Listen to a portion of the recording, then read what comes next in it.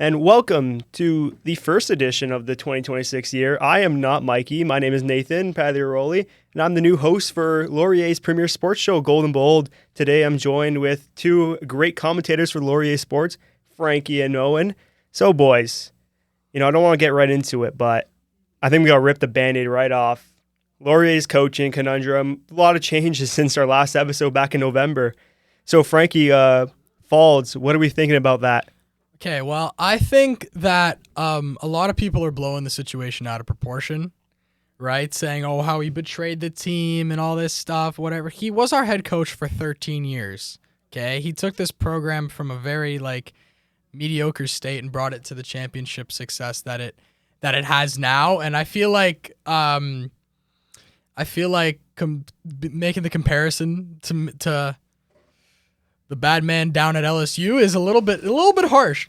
Actually, I found a quote from an article I read that said the great difference is that Lane Kiffin wasn't the quarterback at LSU. Lane Kiffin's family isn't from Baton Rouge, and Lane Kiffin's wife and kids are not from Baton Rouge.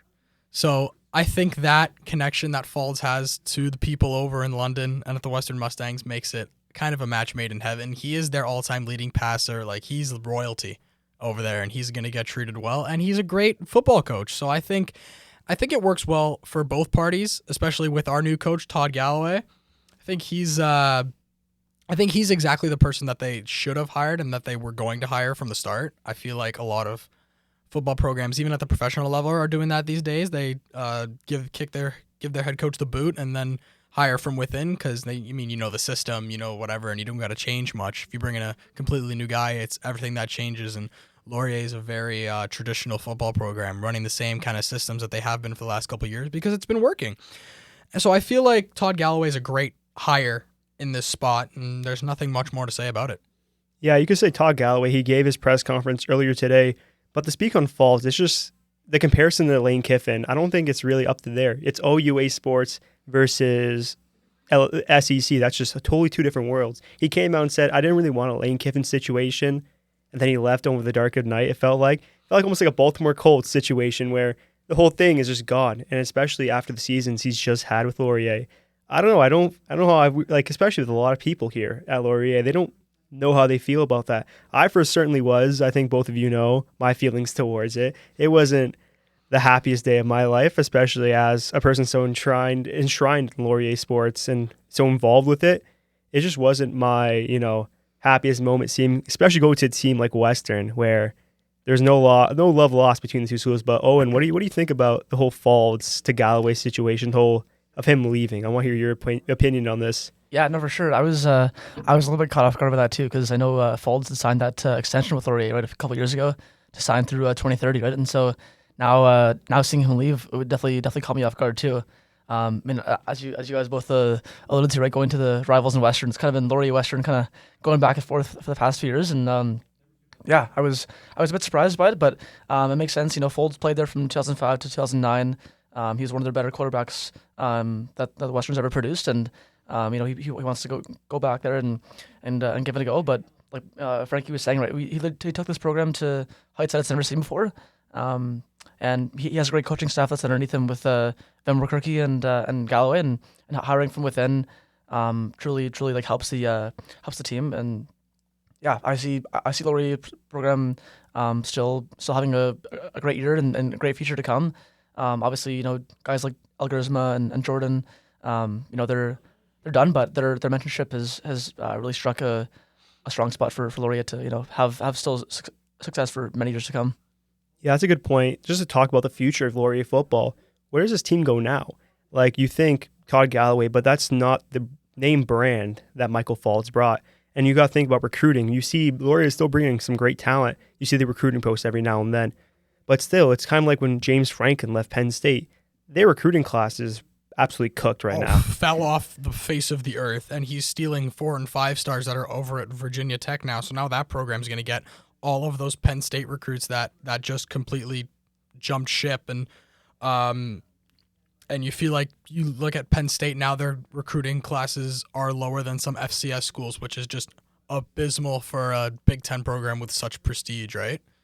Yeah, especially like when Western is a bigger school, we're not going to deny that. That is one of the Very biggest true. schools in Ontario and Canada, really. And they got the deep pockets. We saw allegedly Faulds is getting paid. That's how like $250,000 a year. That's just crazy money for an OUA coach. And where does Laurier go? Like, it's a school that has prestige in football, but if you go around asking a lot of people, I'm not here to really hate on the school that we're all from, but it's not the biggest name brand school. I think we can all agree to that. So like, where do we go from here? Mhm. Yeah, no, I think kind of like making a name for ourselves too. We've had the chance to make our name for ourselves as a smaller school, being that cohesive, tight knit community that we have here at Laurier. But yeah, no, I think the legacy that Faulds has brought into here. Obviously, it was shocking for a lot of people.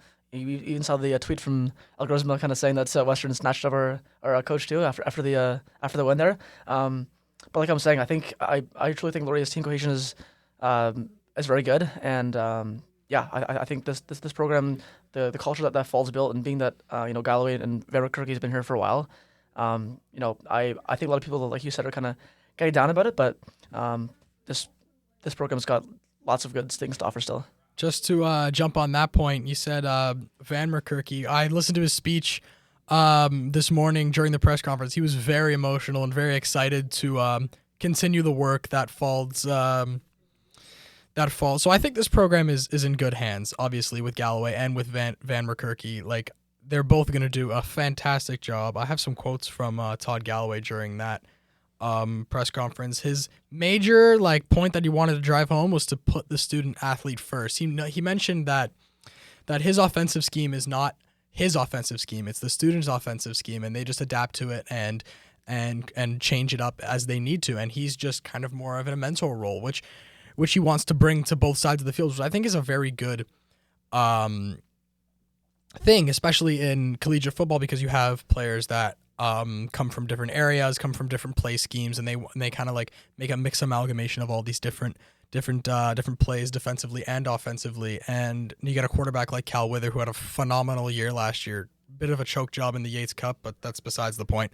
He had a phenomenal year last year, led the country in passing yards and touchdowns. So I feel like with him at the helm and a new head coach, because he only played 1 year here with under Faulds, and he's got 4 more potentially with now Todd Galloway. So I feel like new coach and a new-ish quarterback, I feel like we can flip the script and make it make an even greater push towards the ultimate goal of winning another Vanier.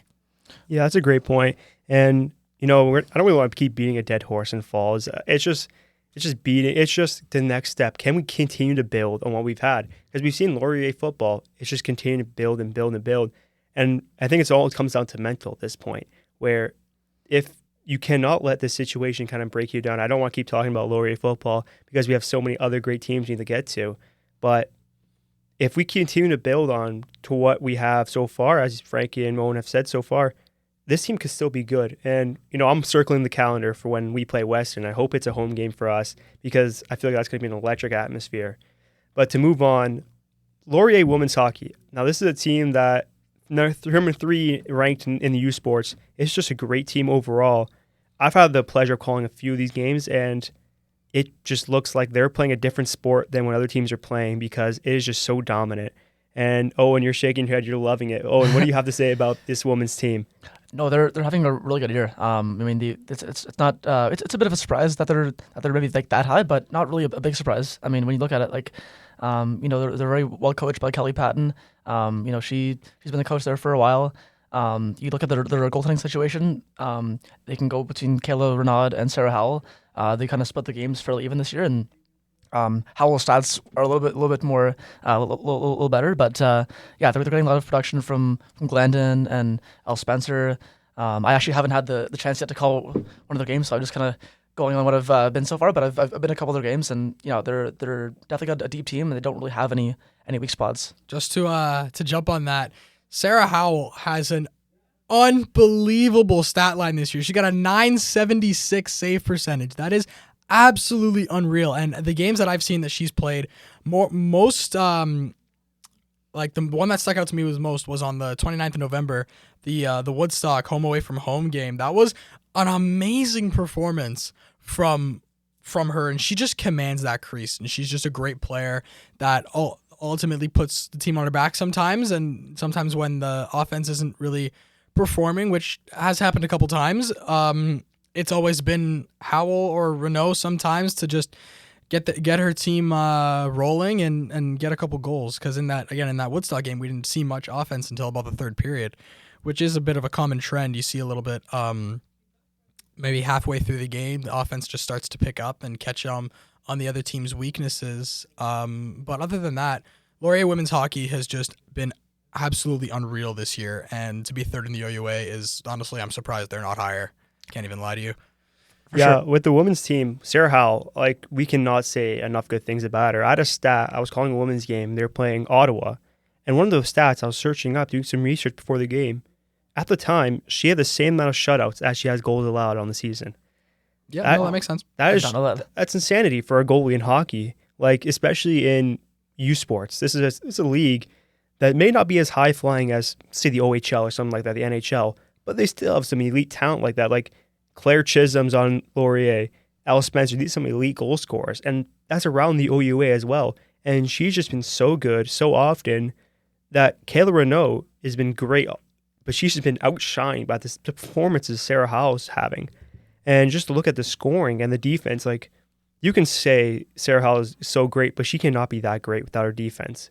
That's very true. The system that Kelly Patton has in place, where she is just using her big defenders to push the puck to the outside. Like, you will watch a game and teams like Ottawa and Brock will have like 1 to 2 high danger chances per game, and have that sort of efficiency as a defensive unit is just impressive from all aspects of the game. The only real drawback to this team is sometimes they do get in those 1-0, 2-1 overtime dogfights, and it seems like, where did the offense go? Right. But I feel like that's sometimes the case when you look at the OUA women's, is sometimes the offense does go away, but at Laurier, their top six, Alice Spencer, Claire Chisholm, just littered with talent. And I feel like they have a real shot to win it all this year. I feel like there's really only 2 teams in their way. It's Queens and Guelph. Definitely Queens and Guelph for the OUA. But even you look at teams in Canada West and the RESQ, you got RESQ, not even RESQ, still OUA. You got Concordia and you got UBC, which are the 2 teams that are ranked above them. And I did a little bit of research into UBC, and their team is phenomenal. They are good.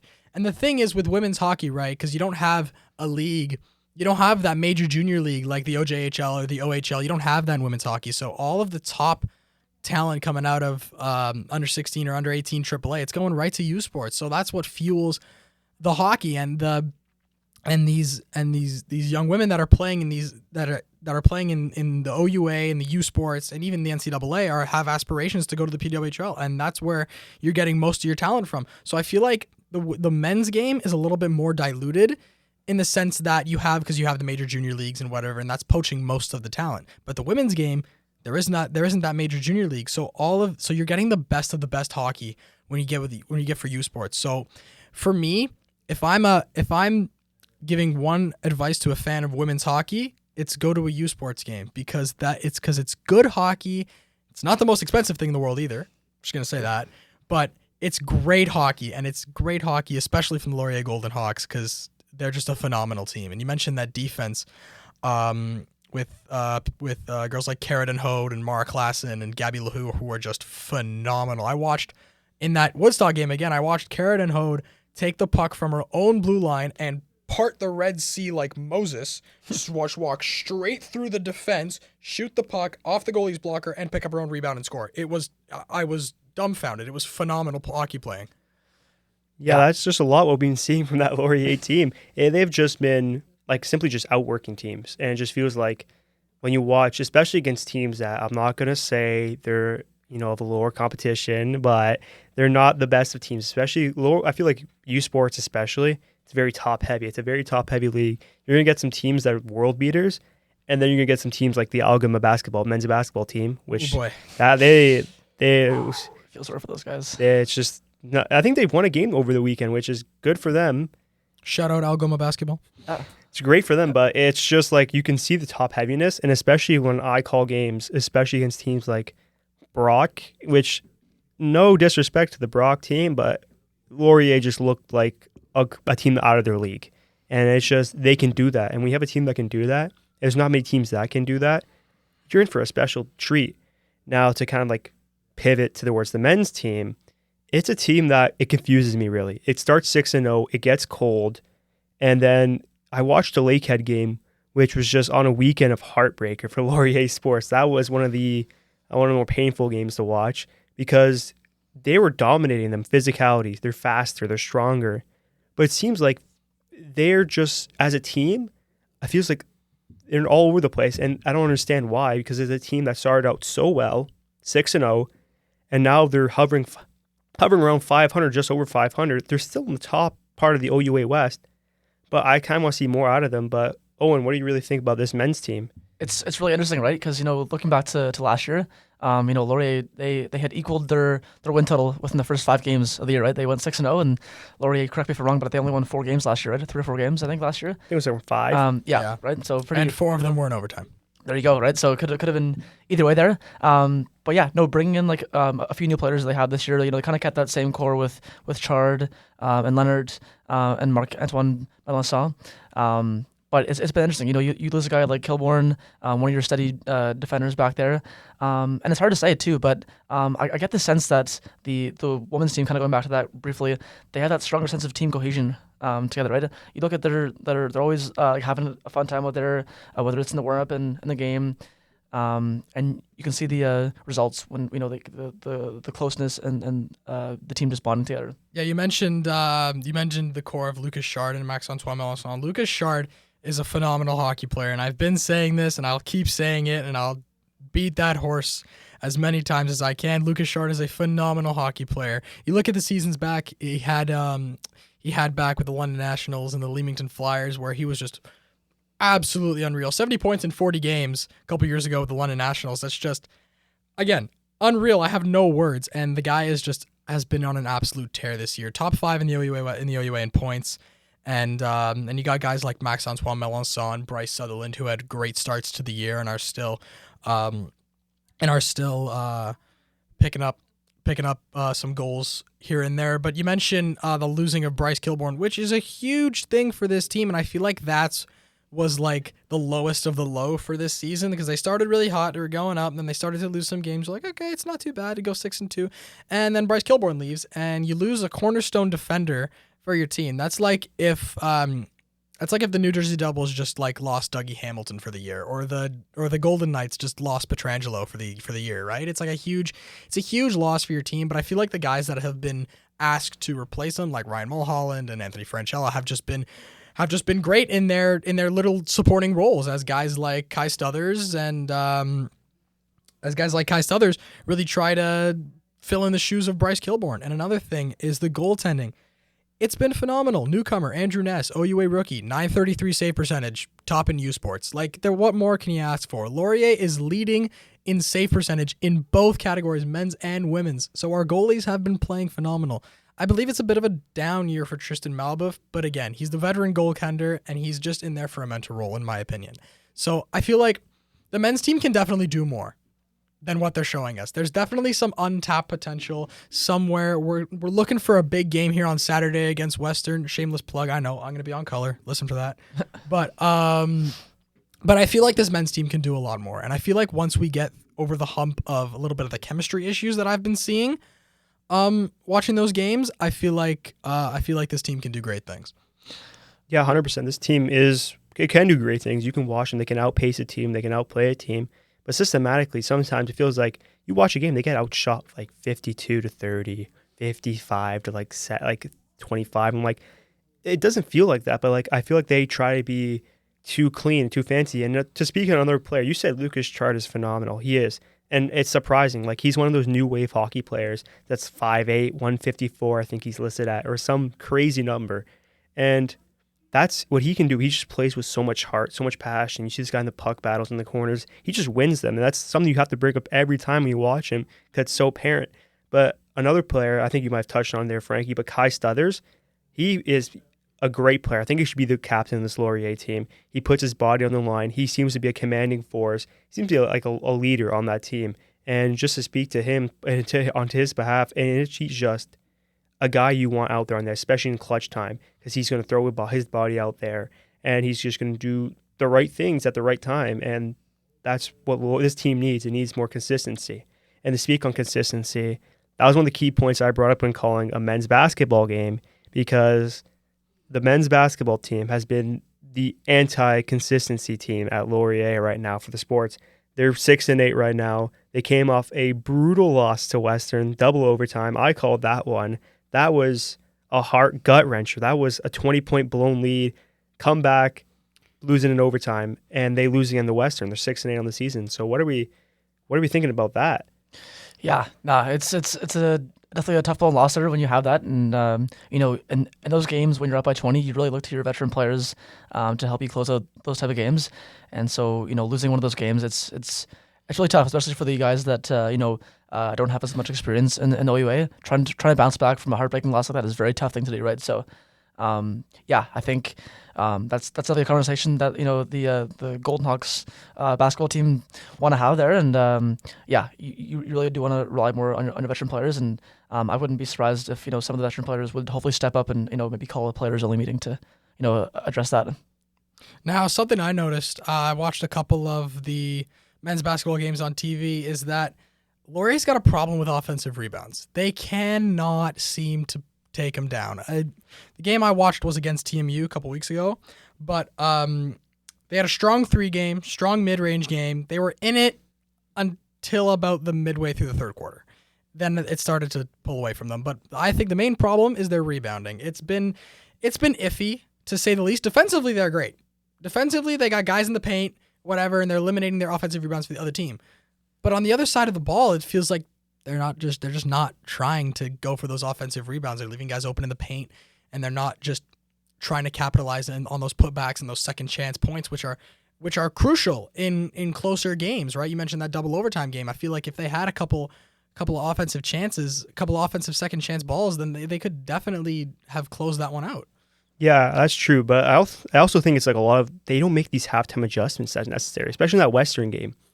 They were doing really well, but Western adjusted when they figured out that Laurier's only game plan is to shoot threes. They lead the league in 3-point attempts, 3-point shots made, and that's what they do best because they're not the biggest team. I think they're the tallest players on 6'5", 6'6". That's not very tall, speaking basketball terms, really. And to have, you don't have that much size, you don't have that much capability, especially in the paint, especially offensively, that, teams are going to really clamp down. That's what Western really did. Their bread and butter play, swing it through into the paint and let one of your big mans put it up. And they were that's why they came back, kept chipping back. Because Laurier, it felt like they're playing like the 2016 Warriors. Just chuck up threes from hero ball. Vorpool, he came back from the Golden Hawks. That's a Golden Hawks Rookie of the Year, I believe, 2 years ago. He came back. He was on fire for some points. And then you get to the late stages of the game, and he's playing like Prime Curry, just chucking up shots, but they're not going in. And It's just you see the guys open in the corner, hit that instead of trying to play hero ball. But I believe Coach Cavell, I love his intensity. I love his passion. Just both sides of basketball right now, they need to, it's not the same story we're seeing as in hockey. And we really hope for, maybe a better future. These are both young teams and, they can be better. But to speak to Owen and me have been going back and forth all week about MLB free agency. Oh, and I just got some news actually about some MLB free agency. Just showed up. Mackenzie Gore, Washington Nationals pitcher, just got traded. Oh no! To the Texas Rangers, which they've been needing some pitching for. Third baseman Gavin Feen, former 12th overall pick. Devin Fitzgerald. Mm-hmm. Alejandro Rosario. Okay. And I believe Yemeni Cabrera. So it's a big-time trade to get one of the Nationals' big-time pitchers. When we thought the Nationals maybe be building up towards something, Owen. I thought that team was going to be decent last year. They were garbage. And to trade away Mackenzie Gore, but for some good futures right there. So what do you think that move is for Washington and Texas? Yeah, I mean, it kind of makes you think now what is the future of the Nationals, right? We saw last year, a lot of young players they have, with the power of James Wood and CJ Abrams. Speaking of CJ Abrams, fortunately he needs to really improve his defense because it was one of the worst in the league last year. Yeah, no, I think it kind of makes you a little bit surprised because the Nationals were trending upwards, and Mackenzie Gore, a pitcher who I believe they got from the Padres for us in the Soto trade a few years ago, if I'm not mistaken, and now you just trade him away. So right now that's that was kind of their ace, and so now the Nationals really need to figure out who is our go-to guy in that rotation. Yeah, and I feel like with teams like the Nationals, it's just that you have a couple bad years, you feel like, and you think they're building towards something, they make a move like that, you just know that, okay, they're still tanking a little bit. Because I feel like with all the futures that you're getting, you can definitely find that diamond in the rough that you need to like jump up to that next level and start developing a really good core. And I feel like that could be James Wood for them because that guy was phenomenal last year. CJ Abrams was good on the offensive side of the ball too, not so much on the defensive side. Shout out Bo Bichette for his not so great defense. But I feel like the Nationals are a team that's gonna stay on the down low this year, but definitely make some noise in beating some high contender teams. And speaking of high contender teams, we'll look at the all second baseman infield of the New York Mets now with the acquisition of Bo Bichette. Nathan, how do you feel about that? I'm gonna be totally honest with you. If you know me for the last 3 or 4 years, which a bunch of my guys that might be listening from back at home, they know I'm not the biggest Bo Bichette guy. I think he spent $42 million a year is an absolute overpay. That's disgusting from the Mets. From like a Blue Jays perspective, did you really need Bo Bichette? Arjun Nimbala is in the system. Jojo Parker's in the system. You have Ernie Clement right there. You have a good, one of the best defensive middle infielders in Andres Jimenez. There is middle infielding. You're losing a bat in Bo Bichette. You never want to lose a good bat in like Bo Bichette, but he was never consistently healthy. And, it's at least we kept Guerrero. I think Guerrero was the big piece. You got Okamoto. You got a good player, a good pitcher in Cease. It's not that big of a downgrade, and 42 years, outrageous. And, I like Bo for the player he is, but he was just horrid defensively, and I don't think that really fits into the Blue Jays scheme wanting to be a defensive first player. But Owen, what do you think about this Bo deal? Yeah, no, it's a bit surprising, and I think for me, the more that the time went on, it kind of seemed almost inevitable that Bo was going to sign with a different team, right? I think if Bo really wanted to stay in Toronto, I think he would have chose to sign earlier. But it's a little surprising, right? Because Bichette and Vladdy, they came out through a system together, past 9-10 years, right? And they've built this good friendship, and it almost seemed that they had unfinished business, right? You were that close to winning the World Series in the fall, right? And I thought Bichette wanted to get that job done, but no, like you're saying, this Jays team, we exemplified last year. It's always the next man up mentality, right? We had really good years from Ernie Clement and Nathan Lucas, and even some sparks of offense from Davis Schneider, and good defense from Miles Strauss. So we were able to count on those depth guys to really help us get going. And now with the our starting rotation is looking like could be one of the best in the AL right now. With the acquisitions of Cease and hopefully Cody Pons can replicate that season from last year. And yeah, bolstering that bullpen too. You got Tyler Rogers, my bad. Then look at him coming in after Trey Savage. So the Jays got a lot of weapons there from the pitching staff, and I think from the offense, obviously as you mentioned, it's tough to lose Bichette in that bat, but with defense like we have with Clement and Jimenez, and getting Okamoto and let's not forget about Anthony Santander. Right? He had a down year last year, right? But he's had many good years before that, hitting 44 home runs the season before that. So look to him to hopefully have a bounce back year. Okay, so I got to talk about Santander because I have despised that contract the second it was signed. I liked it for about 10 minutes, and then I looked at his injury history, and I knew something bad was going to happen, and it did. He played 60 games last year, not even half the season, and he hit 4 home runs. So you want a guy, you're gonna sacrifice a defensive weapon in your left field spot, in your corner outfield spot, for a guy that's maybe gonna hit a home run. I feel like if you're getting a guy like that, you gotta be sure of it, right? But I feel like that contract is just gonna weigh us down now. But you're right, with that next man up mentality, you got guys like Jojo Parker and Arjun Nimbala who have been in the system for a little bit. With Arjun Nimbala, not so much Jojo Parker, but I feel like Okamoto is going to be a huge piece for this team. He was phenomenal in a year where Japanese ball is in a dead ball era. there were a drop off in home runs, a lot more strikeouts for pitchers, and I feel like Okamoto still having a very productive year in terms of that.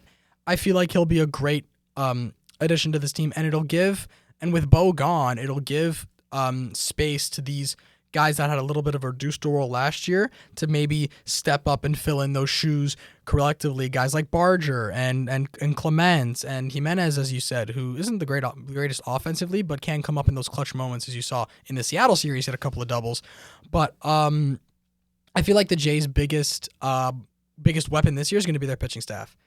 I saw somewhere that said the Jays now have the highest and the lowest arm angle in the entire league. They have Trey Savage, who throws like 4 inches over his head, and then Tyler Rogers that throws at about his foot, which is insane. You're going to screw over so many batters like that. I remember, actually, this is completely unrelated, but I was playing MLB The Show with my buddy, and I picked the Giants for the sole reason that they had Tyler Rogers, and I put him in, and he's like, "Oh, where is he pitching from?" He had no idea. And I feel like it's going to catch a lot of batters off guard, which is exactly what the Jays want to do. They want to be that gimmicky team, that young team that's just going to trudge off and push for another World Series, I think. Yeah, it's going to be a good team. Again, like the AL East does not look as strong as it has in like past years. Like if you follow up anything with the Yankees, like John Boy Media, they have just been losing it over the Yankees' lack of doing anything.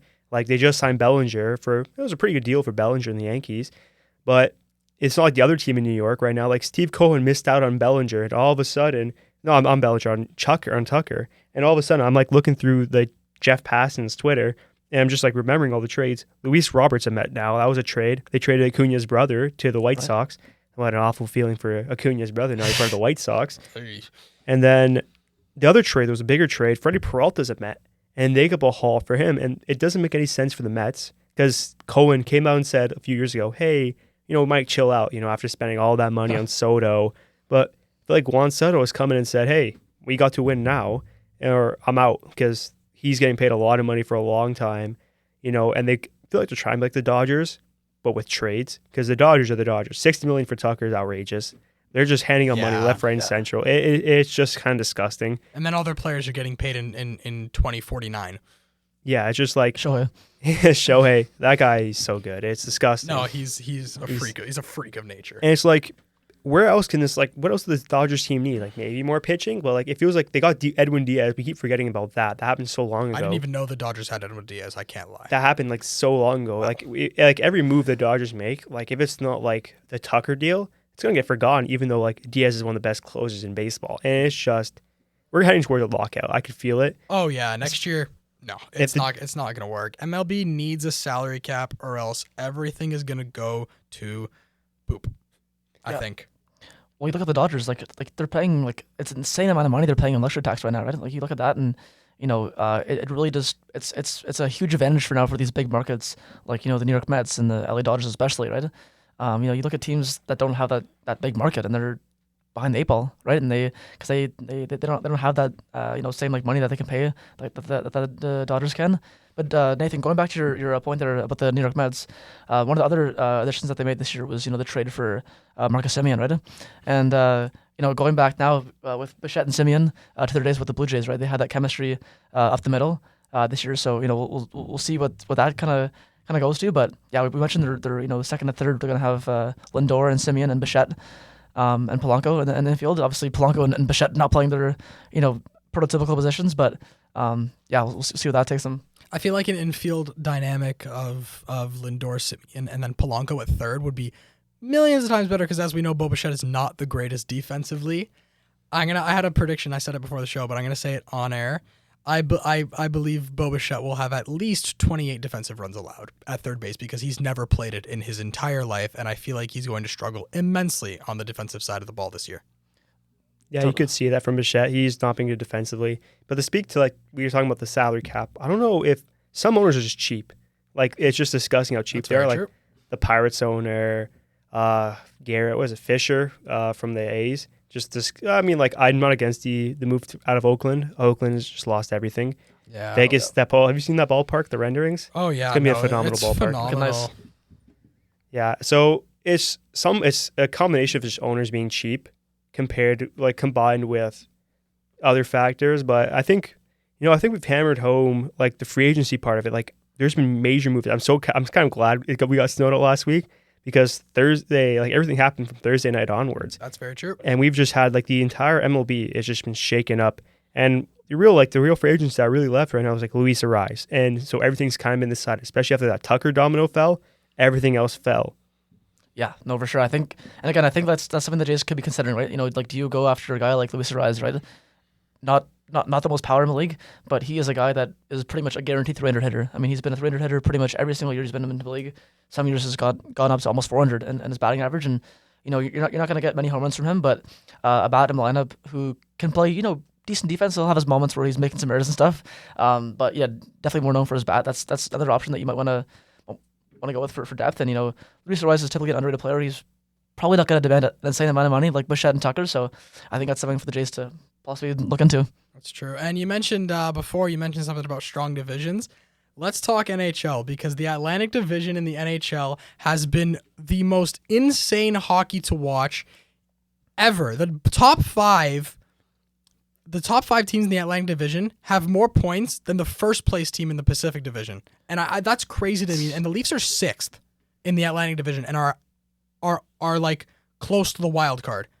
We could potentially have 6 teams from one division on one side of the playoff grid, which is insane to me. But I feel like if we're talking about the Leafs, they're going to have a lot of problems now because you got OEL's gone down with a lower body injury. Brandon Carlo's been a glass body all year. The Leafs defensive scheme has been horrendous, and I feel like it's still a down year. Yes, Berube's seat is getting hotter by the day, but I still feel like they're not going to fire him. But another team that I've really like to watch in the NHL is the San Jose Sharks. I can't lie to you.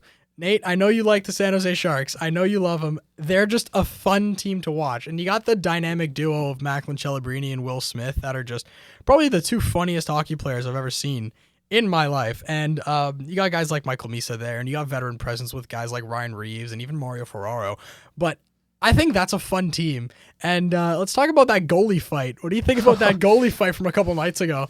I saw Nedeljkovic and Bobrovsky, and I was like, I wasn't really tuned into the game. Like, it's a middle of the day game. I think there was some other sports going on, or I was busy. I was probably doing some other administrative stuff. And then I go check my phone. I'm seeing this clip of Nedeljkovic and Bobrovsky. I'm like, I'm all for this. And I'm like, oh my. And like the Sharks just keep impressing me. And every time I feel like I watch them, and it's just Macklin Celebrini putting on a show. And he's just so impressive. And I was not expecting that out of him this season. Like, I was expecting him to be good, but not top 5 in the NHL good. Like, this early. Like, I don't want to say it already, but I feel like he's going to be the next Sidney Crosby, the next Canadian kid on a team he's going to really bring us back, the Sharks back into, contention.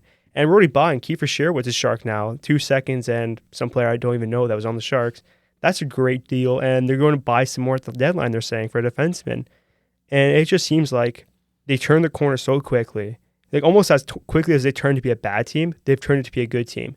And to speak on the Leafs and the Atlantic Division, that might be the most mid-division of all time. There's here's the thing. I can only really speak of, I know you said it's a competitive division, but I don't think there's one team that's like really, really good. Like, Buffalo's up there now. Detroit's up there now. Tampa may be the only real team. Tampa and Florida, because they're going to be teams that you don't want to play in the playoffs. That's very true. But there's only 2 or 3 teams in the NHL that I know are going to be good. That's like Colorado. Colorado's unreal. Colorado's really good. Minnesota, barring their forward depth, center their depth. forward depth is not great. But that's a really good team. Hey, they got Quinn Hughes. Quinn Hughes is a great player. You need a top 6 center, but you got Quinn Hughes. They traded away a top 6 center to get traded Marco Rossi, which was one of your better young players, to get Quinn Hughes.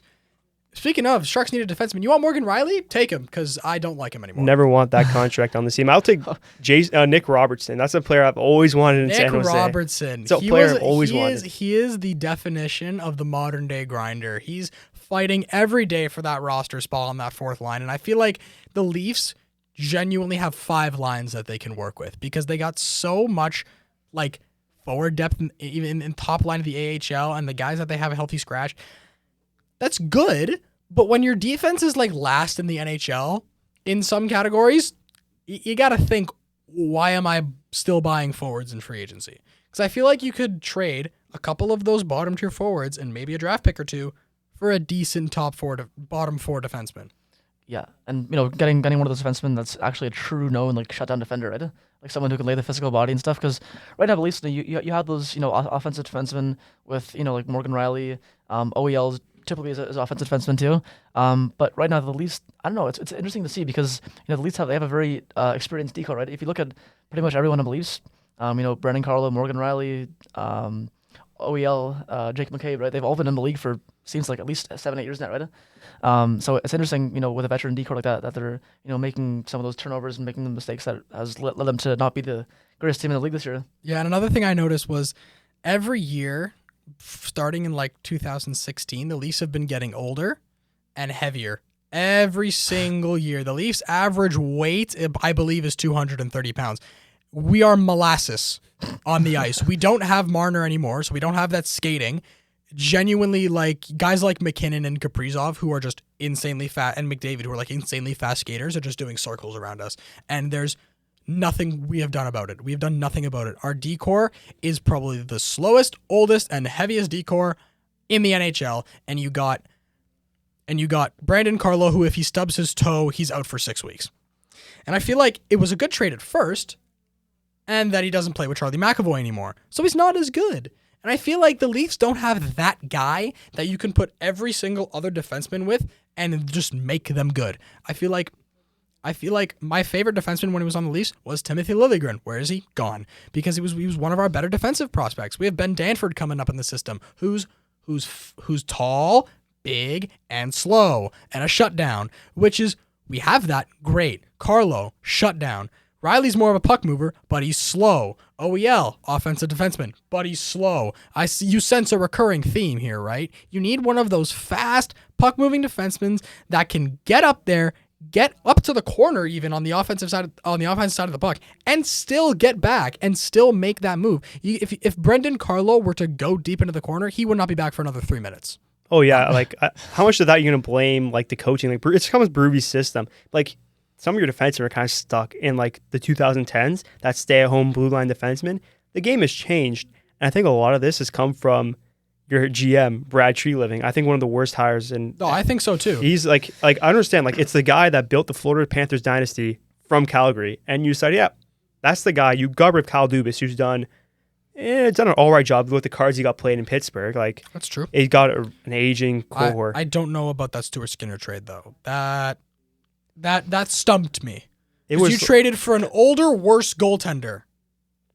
I felt like it wasn't like I felt like both players, they needed a change of scenery. Yeah. Like Stuart Skinner could not stay in Edmonton. I think so too. Tristan Jarry could not stay in Pittsburgh because both those fan bases were to come to for their heads. Like it was like Stuart Skinner in Edmonton. You would look at any sort of like Edmonton media, and they were going to go after it. But I feel like a change of scenery for Stuart Skinner was the AHL or worse, because I feel like guys like he can be good, but then he's also in the corner when the other team is right in front of the net with the puck, and he's nowhere to be found. Which I feel like for Jarry, yes, change of scenery is great. He's doing well in Edmonton, but he's hurt right now, I think. Skinner, I don't know. I never liked him. I thought he was a horrible goaltender. I've always thought he was not the greatest. But I think in terms of goalies, Edmonton had a couple of other options that they could have pulled from other teams. Like they got teams that got good backups that are riding the bench. And if you want a veteran goaltender, guys like Jake Allen or not Jake Allen. No, Jake Allen's still in the league. Yep. Yeah. Yep. Guys like Jake Allen or even Reimer on a PTO. You could have. I would have liked James Reimer in Edmonton. Yeah. Well, and you look at the Oilers too, right? Last year, like I think a lot of people think, like Stuart Skinner, he was on a Stanley Cup Finals team for 2 years in a row. But when you look at those games, right, like he didn't even play in like half of them, right? A lot of the games were Calvin Pickard, right? So, people are like, oh yeah, well, like a Stanley Cup team must have to have a good goalie. But I mean, no, it's McDavid, Draisaitl, it's that depth that they have, it's the offensive defenseman that they have, and so, well, I think it was a good change of scenery for both teams. I think that there's definitely better options. I mean, hey, I'll call a little bit of bias here. I'm a Habs fan. The Habs had 3 goalies for a bit, right? Now they sent Jacob Fowler back down to the minors. Maybe the Oilers could have got Sam Montembeault, right? I mean, that's a possible option. He was not too far removed from being on the Four Nations roster. I know he didn't play, but yeah, there's all those options that could have been. You mentioned the international play. How are we feeling about the Olympics?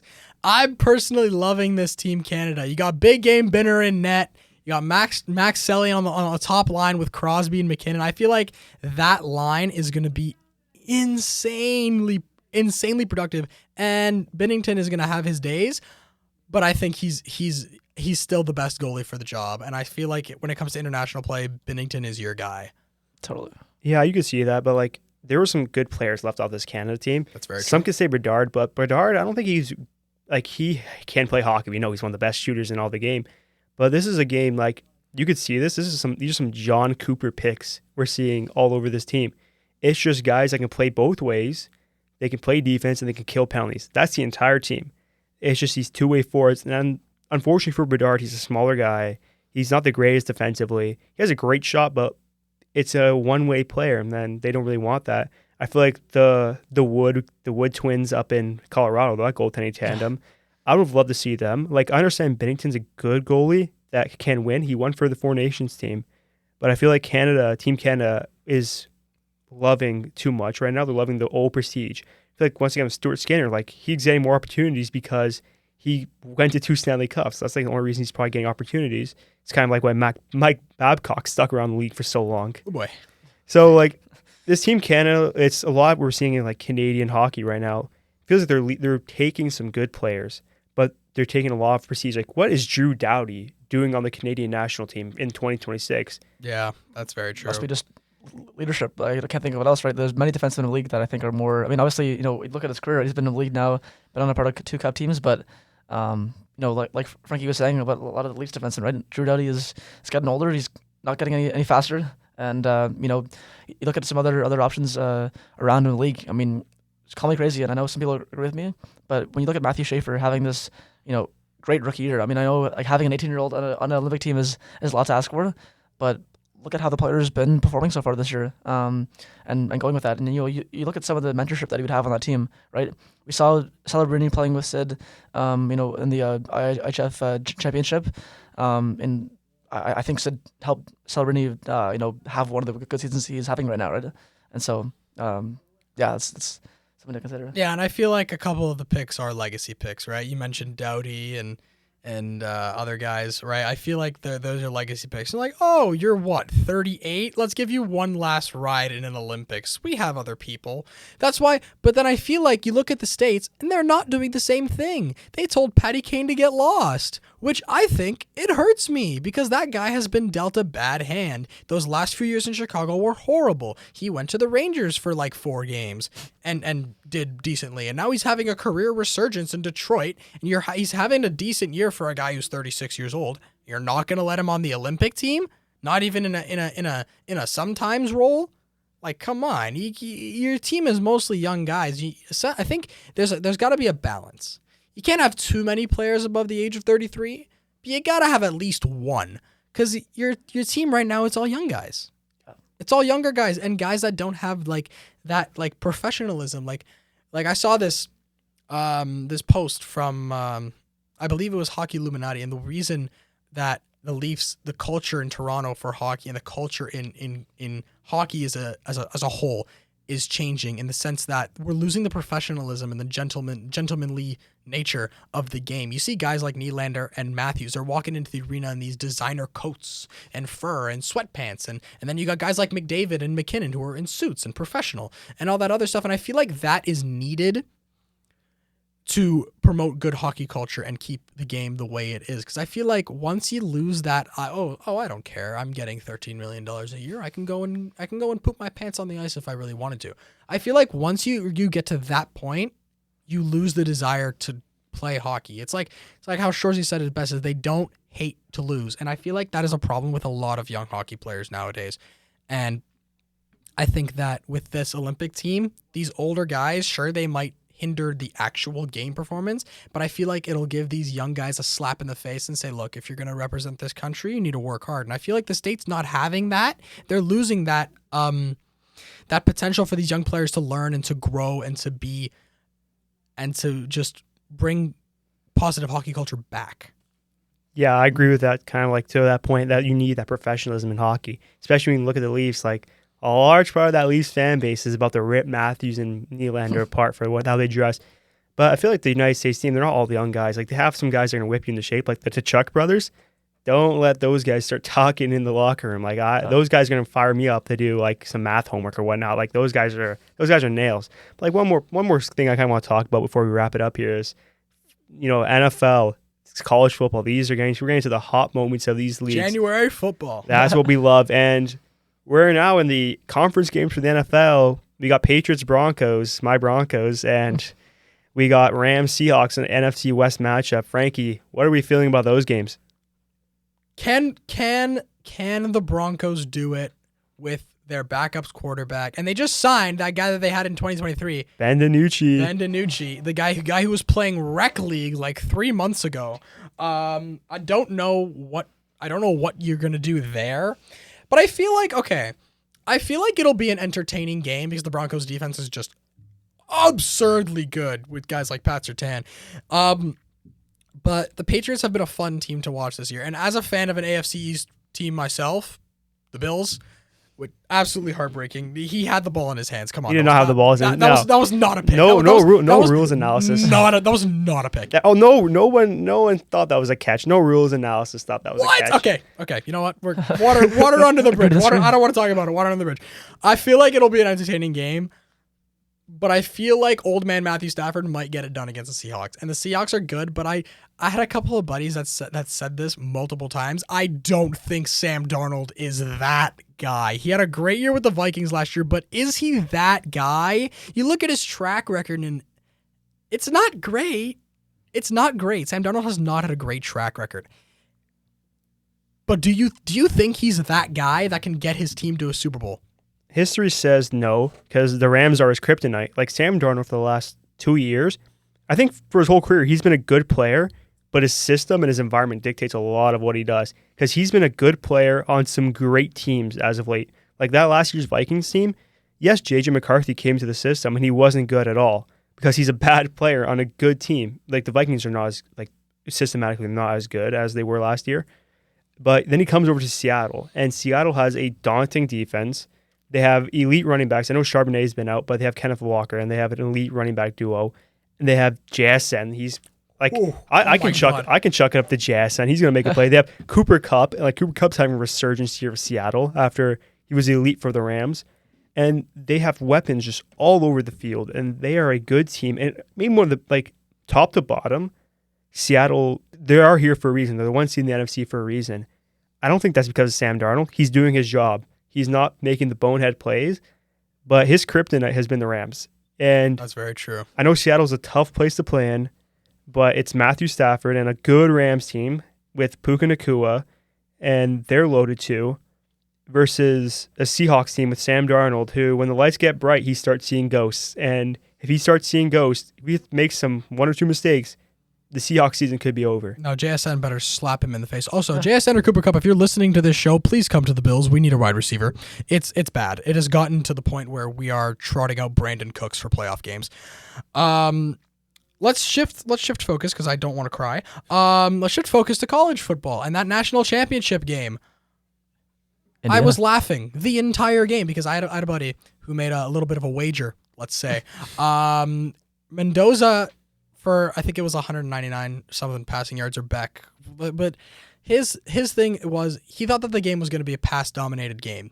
It was not. Mendoza was just giving the ball to Kalon Black the entire time, and he was looking like a prime Marshawn Lynch. Okay, Kalon Black had a phenomenal game in that national championship game, and Carson Beck sucks. I think he sucks. I think he has sucked. I think he has not been good for the last 2 years. And I think he went to Miami just because they gave him $85 gajillion. And I feel like there's nothing else. There's no other reason why Carson Beck did not declare for the NFL draft. And if he does, he's going to be like a 6th round pick because he stinks. Yeah, I think it's one of your coldest takes you've given all today, that Carson Beck sucks. I actually have a friend from high school. He's at Indiana right now. Like, he's a first-year student at Indiana. Time of his life right now. he hits me up. He's like, yeah, what do you think about Indiana? I'm like, yeah, like early in the season, I'm like, it's Indiana. Like, well, what are they really going to do? Like, they're kind of fraud. They haven't played really anyone. Then they beat Oregon. 16-0. Yeah, and like all of a sudden they keep on winning and winning. I'm like, and they're killing teams. I'm like, dude, Miami's not gonna get it done. And they beat my Buckeyes. And Miami all of a sudden, Sadly, dude, you've not had a good year of football. No. And like that Miami game, like I thought they were gonna choke it down the stretch, but after that blocked punt for a touchdown, I'm like, oh, my Indiana's gonna pull it away. And then they have a drive. Carson Beck steps back, and what was that throw? He throws into double coverage. It's a low ball, double coverage underthrown. I'm like, dude, it's a 1-score game. You've put the cherry on top of my Sunday of Carson Beck hate. Yeah, he's been an awful quarterback. At Georgia, he was bad. And he only won because Georgia's defense has like every NFL and their wide receivers. Like they're Shout out Lad McConkey. They're one of the most loaded teams of all time, those Georgia teams from the early 2020s. And he goes to Miami because he's chasing a bag and he's chasing girls because Miami, go you. And like he's an overrated quarterback. He gets a lot of hate, but like he doesn't get enough hate because he's trash. Thank you. Been a system quarterback his entire career. I don't know why we're just digging into Carson Beck, but he's a choker and he's not very good. Yeah, have you seen those Snapchats? Oh wow. Hopefully he's not listening to this podcast right now. Oh, Hey, if you are, what's up? That's it. he wants some of the NIL money, and I do. I want when the you talk NIL about money. NIL, like it's keeping a lot. Like Dante Moore staying in college, even though Patrick Mahomes Jr., Dylan Raiola. Yeah, I saw that.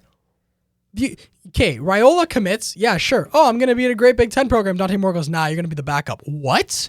If I'm Dylan Raiola, I am reaming into that Oregon coach. Because why the hell am I here?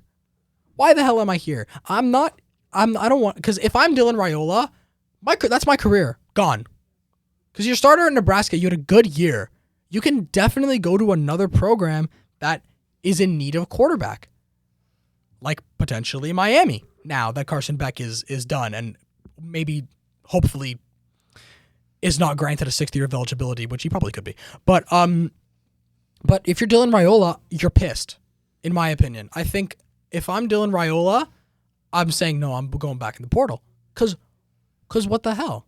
Because Dante Moore coming back, and now I'm supposed to be in my final year, in my year that's supposed to get me to the NFL, and I'm sitting on the bench? I'd be pissed. You know, I don't hate that for Raiola, actually, just to sit on the bench one more year. I think he was a true freshman last year. He's a freshman. He has some time to sit. And he got banged up last year in his ankle. He has time to afford him to sit, especially learning an Oregon offense. He was good last year, but if he continues to play like that, he won't be a high draft pick. I think if he sits and he learns that Oregon system for 1 year, then once if Dante Moore's bad next year, which I highly doubt in a good Oregon team and a good Oregon system, he'll come back, I think, 2027, and then he'll show out. I think he'll be the top quarterback prospect for 27 if it's not Arch Manning. If he doesn't, Julian Sand. I don't think Julian Sand, man. I'm not feeling that. What did he have? 12 incompletions the entire year last year? This guy's just spewing stats. Just for Julian Sand, you know, like Drew Aller was supposed to be the quarterback of the future. Oh no, that guy stunk. Yeah, he was bad. But like, I think we're in for some good football coming up in like the next few weeks. Championship games, Super Bowl. So excited. Frankie, what are your predictions for the games? Okay, let's do this. So, AFC Championship, I think it's going to be a close one, but I do think the Patriots are going to come away with it. I think Drake May has just been phenomenal. Their receivers have been locked down. Stephon Diggs has not been begging for the ball. It's the reason he left Buffalo, by the way, because they just wouldn't throw to him anymore. But I feel like their running back duo, especially Travion Henderson, Buckeyes legend, by the way, the Ohio State University. I feel like he's been a great rookie for this team, and I feel like the Patriots are going to come away with it. On the NFC side, however, again, they're both going to be close games. I don't think the Patriots-Broncos will be high scoring, but I think this one will. Because I feel like Sam Darnold is just going to chuck up Hail Mary balls to Cooper Kupp and JSN and hope to God they're playing like prime Randy Moss, which they probably will because JSN is phenomenal. JSN, if you're listening to this, please come to the Bills. But no, I do think it'll be a Seahawks Patriots Super Bowl, and I feel like that'll be a good game too. It'll be a remnant of the Brady era. Like Drake May just took the system and ran with it, and he's playing like a god. And I feel like it'll be a very entertaining Super Bowl. Yeah. Owen, what do you think, man? Give me your predictions. Maybe be like more realistic than that we just spewed over there. Well, as you guys know, football is definitely not one of my main sports, but yeah, no, I think with the play, Drake May's second-year quarterback, right? He's literally the same age as Taylor Algorithm, right? And here he is in the NFL, and very good chance, I think, to go to the Super Bowl. So I'm taking the Patriots, and I think Matthew Stafford and the Rams. I think Patriots and Rams will be in the finals. I think with Matthew Stafford, what did he win the Super Bowl a couple years ago with the Rams? 3-4 years ago. So I think he's hungry for another one, and I think I see Patriots and Rams, but I truly believe both games will be very close and entertaining.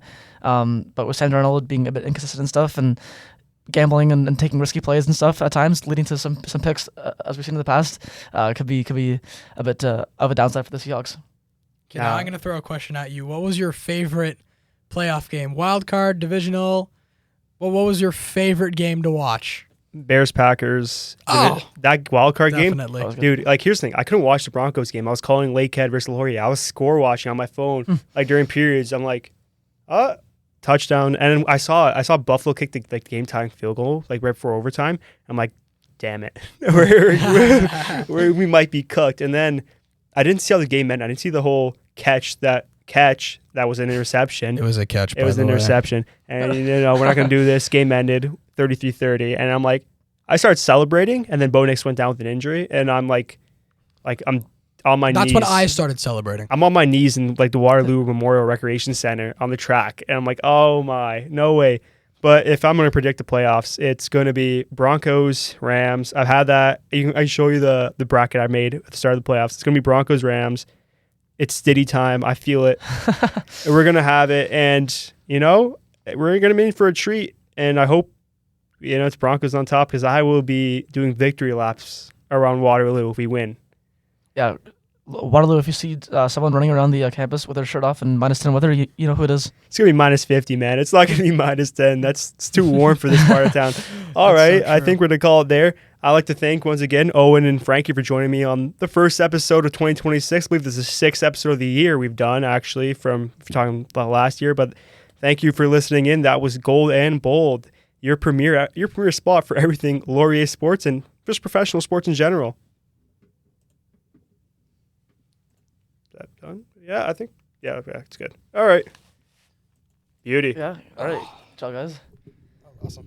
Good work. Here's our little story.